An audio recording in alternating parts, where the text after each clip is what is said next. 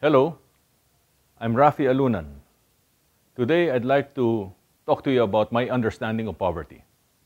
Poverty to me is terror of the worst kind. The poorest of the poor live with that terror every minute and every day of their lives. They have few means of avoiding and surviving hunger, disease, the elements, crime, and homelessness. They eat once or twice a day and are generally malnourished. They have no roof over their heads, decent clothes on their backs, and shoes to wear. They have no pillow, blanket, and mattress to sleep on. Their unhygienic conditions expose them to health risks. They are vulnerable to escapism with drugs and turn to theft to live another day. There are reportedly 30% of Filipinos classified as the E-class. These are the people who live below the poverty line. Out of 100 million Filipinos, they number around 30 million. That's more than the population of many countries in the world. They have the least access to social services like water and electricity and employment. They have no access to education or technical training and therefore are not able to get jobs, have a steady income to give them a fighting chance.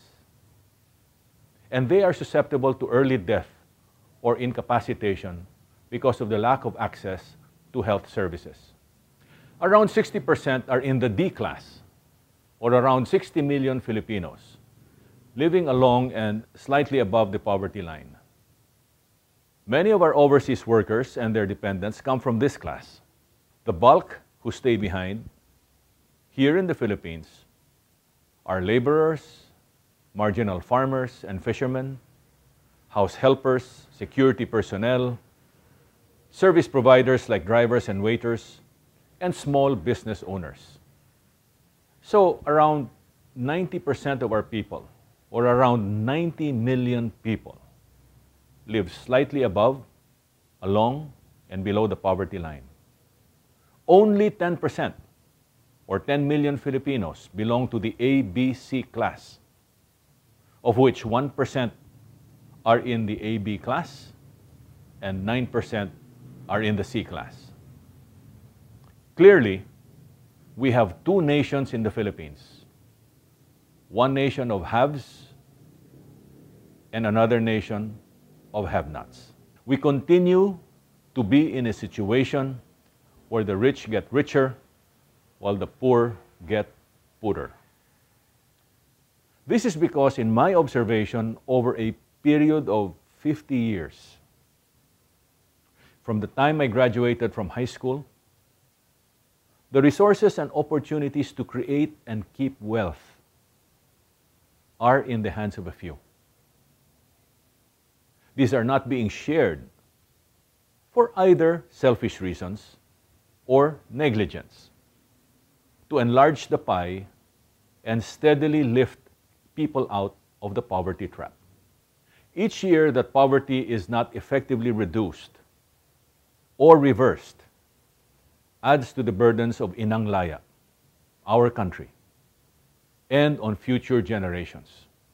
When I graduated from college, the ABC base was roughly 30% of a total population of around 37 million, as far as I remember. In terms of absolute numbers, the ABC class remain at 10 million, while the DE class have risen dramatically from 27 million to 90 million. I could be off by a few percentage points or a few million people here and there, but the general picture is clear to me.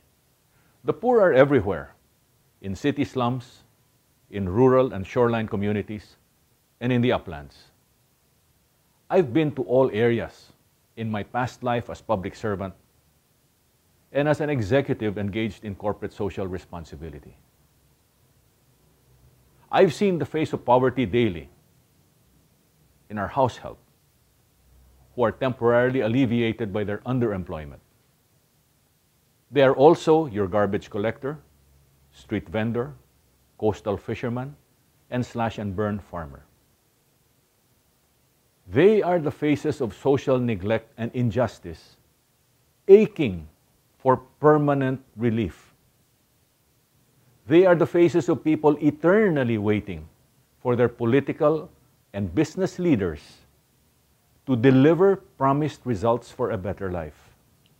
And some faces belong to those who have lost their patience and express their anger in violent ways. Poverty breeds crime, terrorism, and armed conflict. It sets back our growth and development as a nation. It obstructs the paths to unity and transformation to a just and strong society. It is unchristian as it violates Christ's counsel to care for our fellow men. No one wants to be poor. I do not believe that people have no desire to get out of their hapless situation.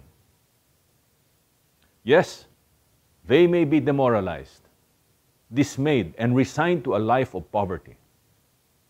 But I do know that if given an opportunity to lift themselves out of the black hole they're in, many will grab it. The way out is to provide them access to education, technical training, jobs, and livelihood opportunities. This is the right thing to do by those who hold the doors to those opportunities. Poverty must be reversed if we are to position the Philippines to win the future.